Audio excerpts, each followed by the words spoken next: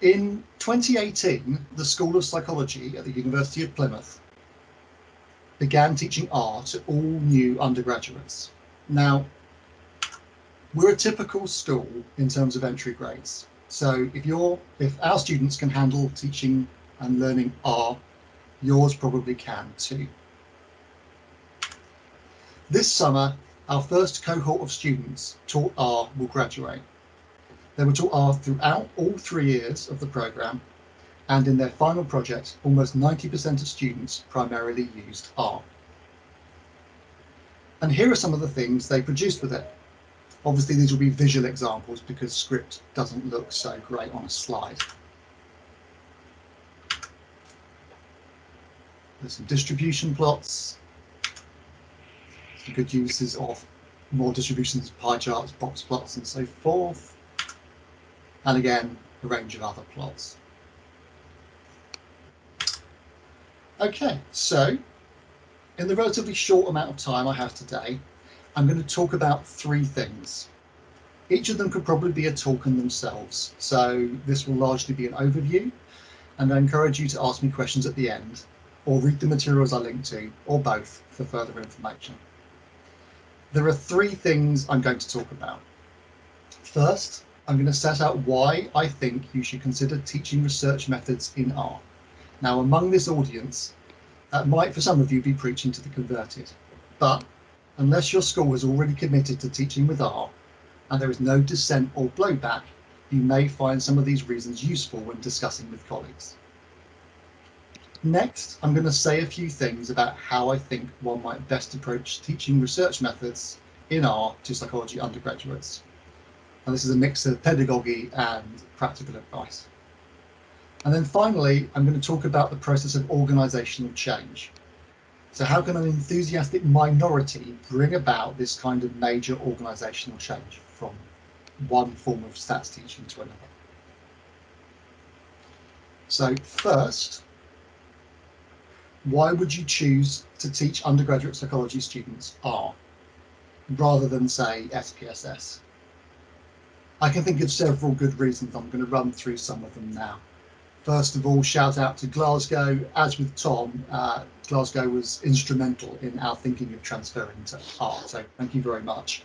This was a study they did a few years ago. Just shows that students prefer R. So in this study, undergraduate psychology students at Glasgow University were given a choice between R and SPSS, having experienced both. 2/3 of the students chose R. Those who did choose R did better in the final assessment and showed lower stats anxiety.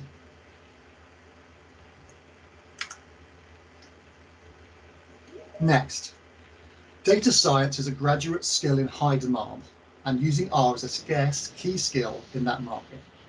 In contrast, demand for SPSS has been declining dramatically for about a decade, as this graph shows, so supply likely exceeds demand.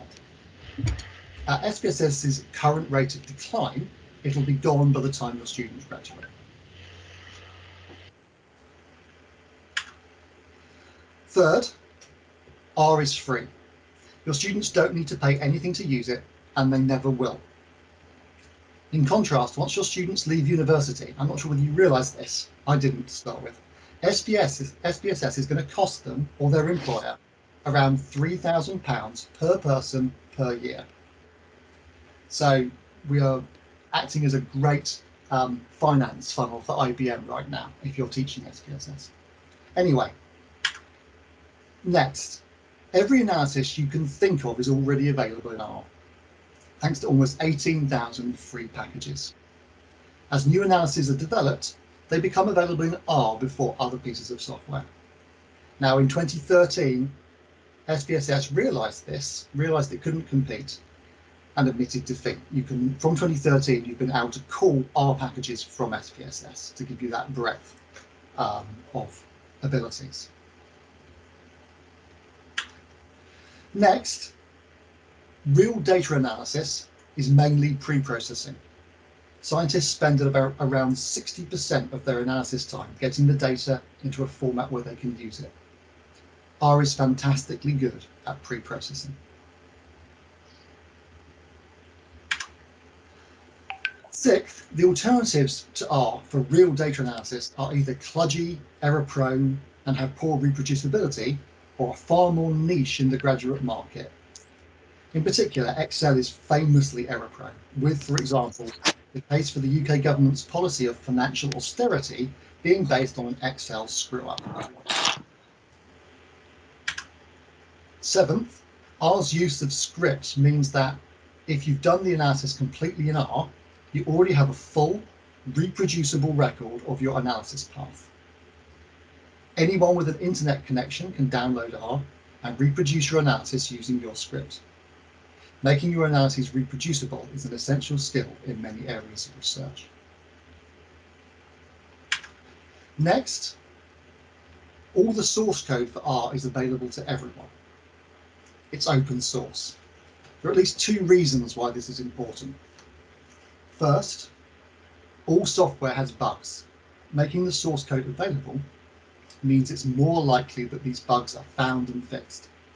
In contrast, no one outside of IBM can look at the source code for SPSS, and it's entirely up to IBM whether they fix it or tell you about it. Second, all software is eventually abandoned by the people who wrote it. Open source software, however, only dies if no one in the world cares enough about it to maintain it. In contrast, closed source software, like SPSS, dies as soon as the current owners decide to kill it. And finally, you can use R without having to install it on your machine. The ability to run it in a browser reduces your support costs in teaching because you can ensure everyone has the same working version of R and all the packages you will use. Okay. So hopefully, I've convinced you that the transition to R is a good idea, and/or given you ammunition to make such an argument where you are. Next, I'm going to make some suggestions about how to structure an undergraduate curriculum that uses R. Some of this is pedagogy that one could apply to other software, and it's based on having taught research methods at a few different UK universities for about 20 years, rather than based on a more rigorous scientific analysis. So this is opinion. So first, I'd say probably don't try and teach statistics as a subject. Treat it as what it is for most psychologists, a tool to do a job. Teach statistics on an apprenticeship basis, introducing skills when they are needed to solve a psychological problem. So don't separate statistics from other research methods teaching, and don't completely separate research methods teaching from other teaching. At Plymouth, there is some statistics and research methods in most Stage 1 modules. Stage 2 has dedicated research methods modules, and these are problem-based learning with stats taught along with experiment coding, questionnaire design, and qualitative methods as tools to solve a problem. We also set student expectations really early. By the end of week 4, our first years have designed and run an experiment, analysed it in R, and given a poster on their work. Now, once you start thinking of statistics as a tool you are teaching an apprentice how to use, a number of things follow. First, this is a practical skill, and it's hence best learned by doing. Give lots of practice on relatively few techniques in situations where they can apply this knowledge immediately. Second, build competence by fading your support. The fact that R is script-based really helps here.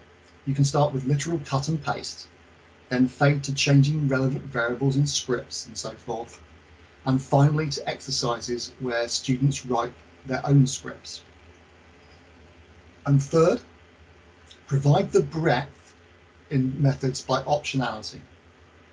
At Plymouth, the final year comprises a large range of 2-hour optional research methods seminars. Students must complete at least 2 to pass their dissertation, but can do as many as they wish, and dissertation supervisors advise on which are the best suited to the student's dissertation. Now, I could probably say a lot more about the pedagogy of teaching R, but there's not time. So if you're interested, you can read more about my views on this at the website with the link below. This website will also appear throughout the presentation. Okay, so that's about the halfway mark. In the time that I have available, I'd like to share some ideas about organisational change. Specifically, how do a small group of enthusiasts fundamentally change an aspect of undergraduate teaching that will touch almost every member of staff? After all, nearly everyone supervises undergraduate dissertations, and in a typical department, few of those people will know R, and some will be actively opposed. This was the situation in Plymouth. In January 2017, I think only about 3 or 4 members of staff out of 40 were competent users of R. By June 2021, almost all, certainly over 90% of our staff, has successfully supervised undergraduate dissertations where the analysis was conducted in R. How did we manage this? Well, first, I think cohort rather than program rollout is really useful. In other words, introduce R to a given year of entry, 2018 in our case, and develop teaching materials and skills as you go along. So in October 2018, a relatively small number of people had to learn R in order to teach stage 1. Then, by October 2019, some more needed to learn R to teach stage 2. Finally, in October 2020, the staff body was faced with the reality that the students starting dissertations with them that month didn't know what SPSS was. Now, maybe the pandemic gave them bigger things to worry about, but by this stage, this reality that the students only knew R seemed to generate relatively little dissent, at least as far as I was aware. So how else to bring about organisational change? Well, you need the support of your head of school. Personally, I think this is critical. In the end, we're line managed by our head of school, so without their fairly clear backing, things are going to be much harder. At Plymouth, our head of school was strongly motivated to produce a once-in-a-generation curriculum review as part of his 5-year term. The R enthusiasts substantially rode on these coattails, and I volunteered to chair the curriculum review group. And that brings me to my next point. This is not a minor change to your programme, so it's much easier to achieve when staff are already committed to the idea that there's going to have to be some redesign work anyway. So, get your head of school to set up a curriculum review group and make sure that the group does not include people with a heavy investment in the status quo. Okay, more about organisational change. Now, I'm no social psychologist, but there's a bunch of work on minority influence, and in retrospect, it probably would have been a good idea for me to have read some of it. All I had in mind was a very simple heuristic. It seems to me that, in an academic context, the most important thing is to care more about the issue and be prepared to work harder, longer, more persistently, and more logically towards it than the indifferent majority or the opposed minority. Another general point is to understand the difference between asynchronous communication, such as email, and synchronous communication, such as physical or Zoom meetings. And then to realise that asynchronous communication in general, and email most of all, is an inefficient way to bring about organisational change. Use synchronous communications, one-to-ones, small group meetings, staff meetings, away days, and so on. If you'd like to read more about alternatives to email, Cal Newport's book, which came out this year, is fabulous. I really recommend you read it. Okay, next, before you start teaching students, you need to teach your staff, preferably using the same materials you'll use to teach the students. Now, to me, that seemed to allay a lot of the initial fears about the difficulty of teaching and learning R. I don't think the training needs to be long. In fact, any one member of staff at Plymouth only attended 1 2-hour session. However, I think it's really important that you run the same session several times. That way, if some staff choose not to attend, it is defensible that that's non-attendance was their choice rather than a one-off scheduling conflict. Next, and this is the plug that Tom was mentioning, I think it's really important for your key teaching resources to be written resources that all staff can easily access. In our case, we produced a large set of Creative Commons materials in-house and made them available worldwide. You're very welcome to use and adapt those materials at no cost, as long as you attribute them and release any adaptations under the same free license. The web link is shown on the slide. Now, having a corpus of written materials is really useful, not just for teaching students, but also as a continuing process of staff training that can be delivered very cheaply and efficiently. Staff can self-study the materials they need to understand and support students. Just a couple of other points about written materials. First, trial your materials before using them in class. For example, we trialled our first year materials on school kids on work experience. The fact that these 15-year-olds who hadn't taken GCSEs, let alone A-levels or a degree or a PhD, coped absolutely fine with the materials, increased our confidence that everything was going to be okay. Second, writing good materials is time consuming, so have systems in place to help others write great materials. But at the same time, keep the number of principal authors low if you can, in order to keep a coherent style.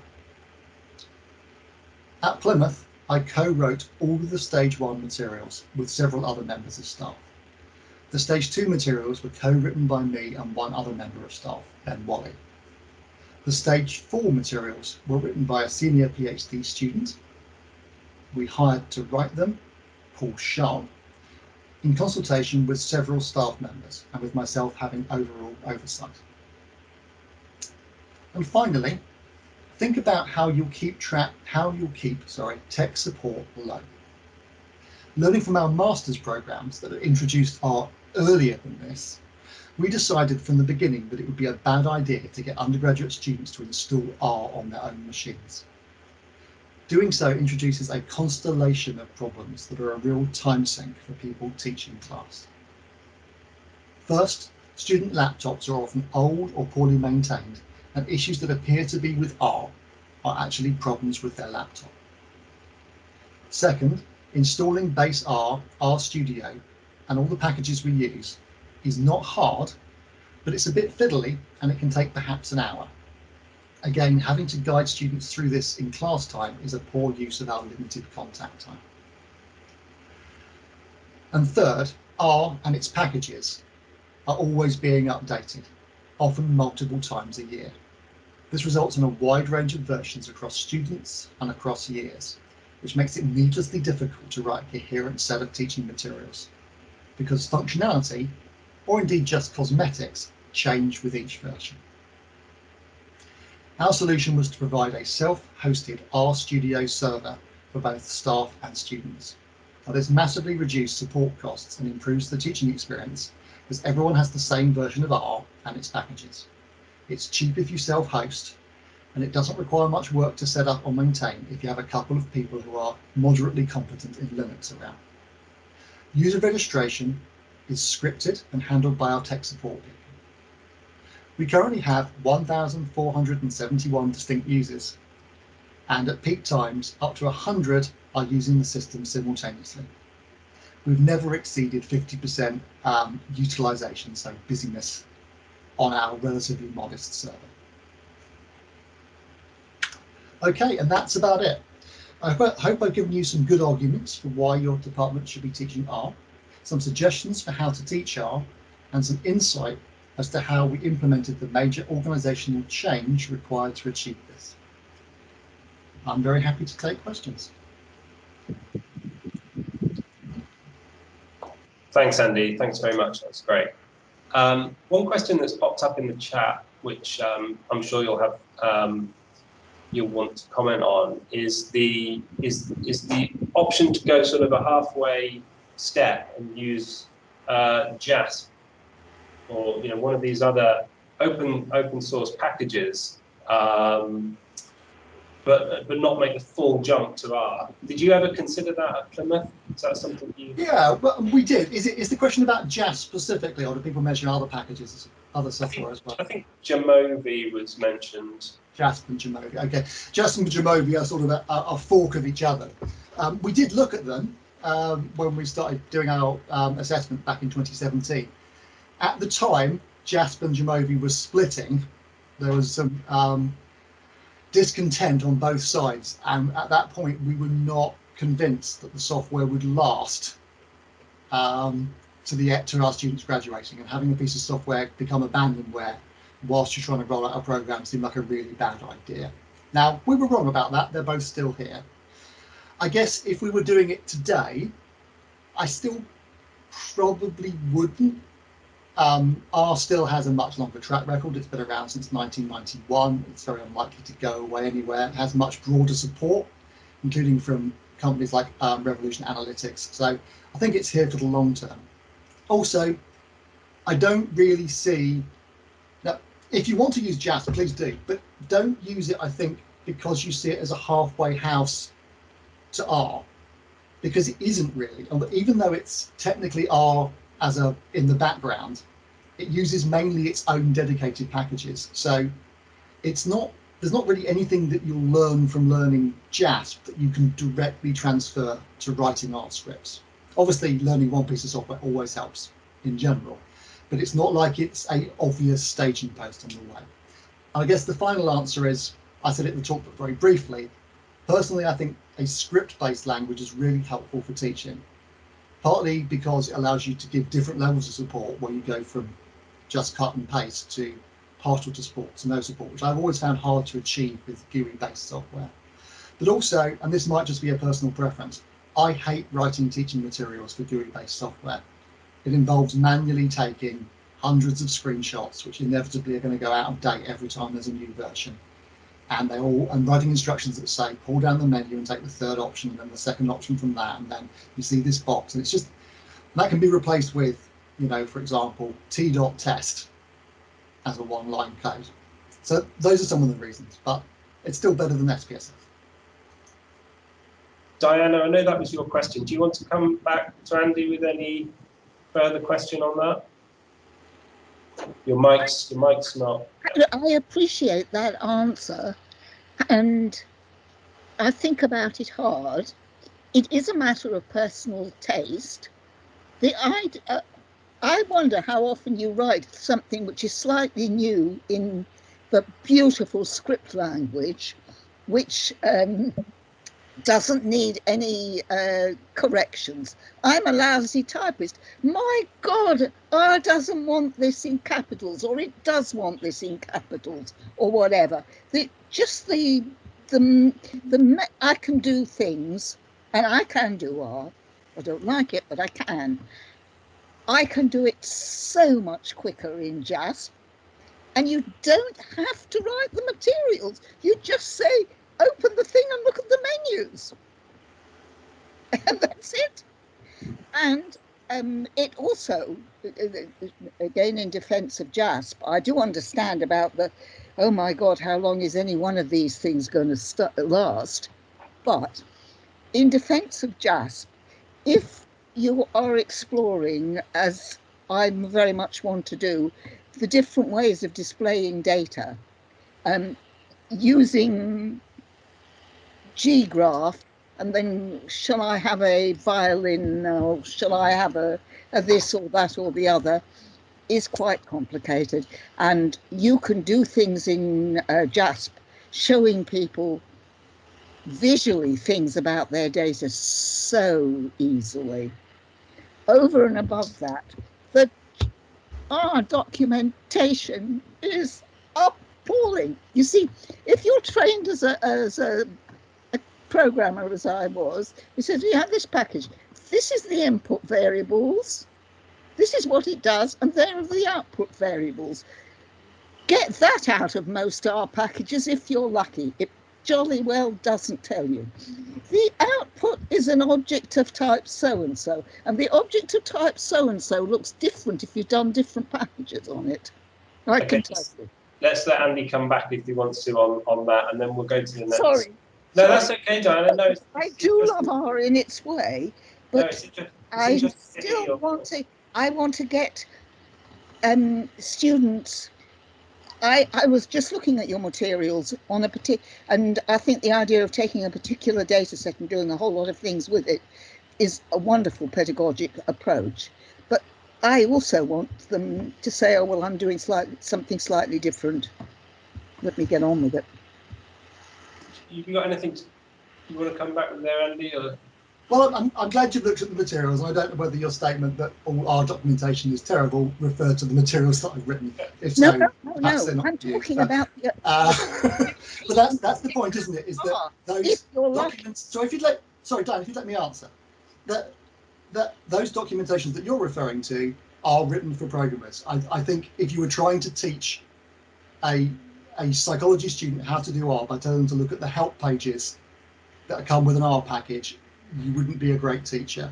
That's why we write materials. It's why Andy writes textbooks. And I think the idea that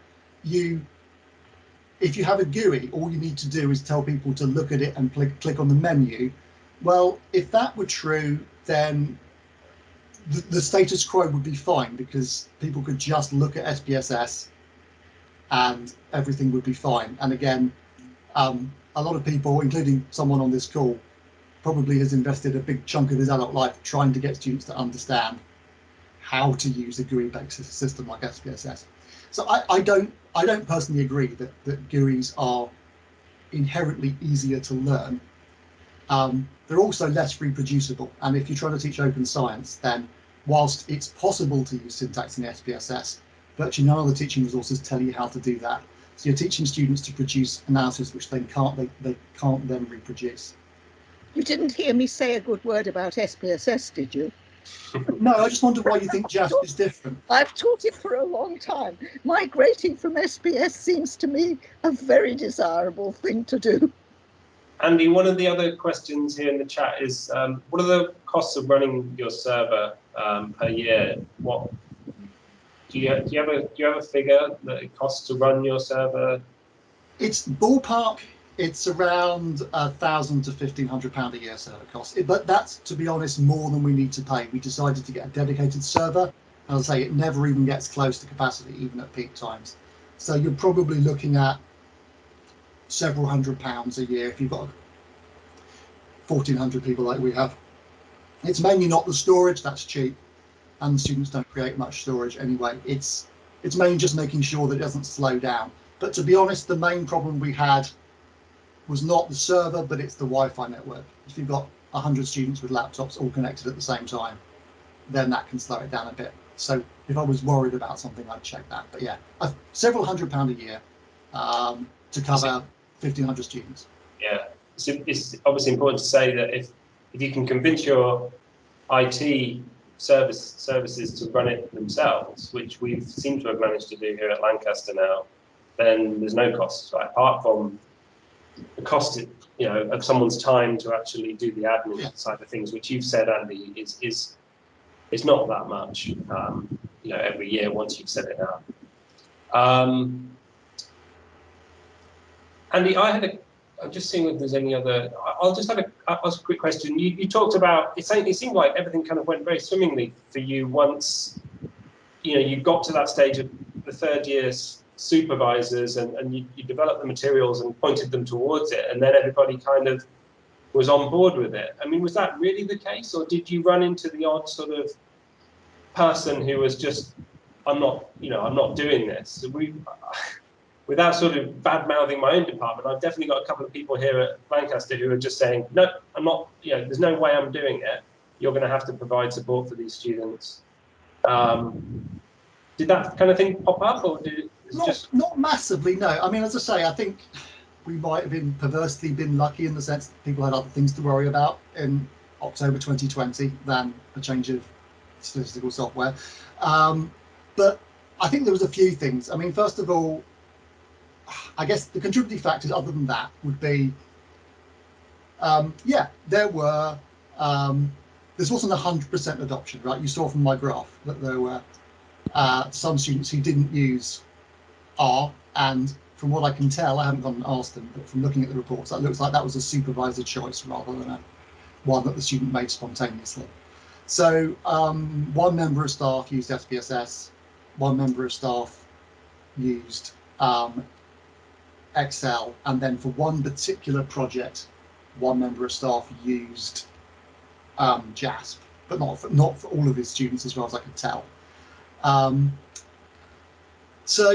of course, we have some people who are doing qualitative anyway, so there wasn't really a solution in either package. So I guess we had some vocal dissent early on in the process, but not so much late on.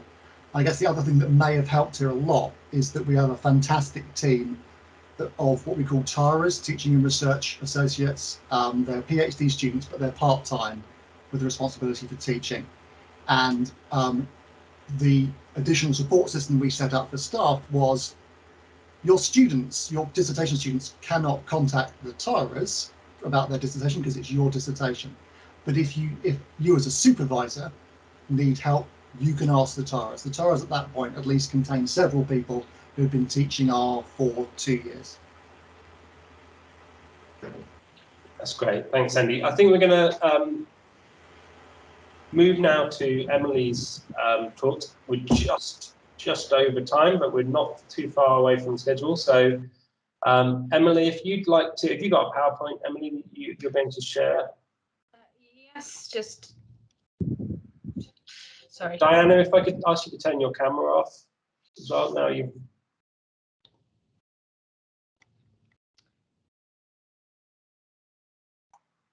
That's great, Emily. Whenever you're ready, Emily, you can share your screen. Okay, can everyone see that? Yeah? Yeah, that's looking good. Okay.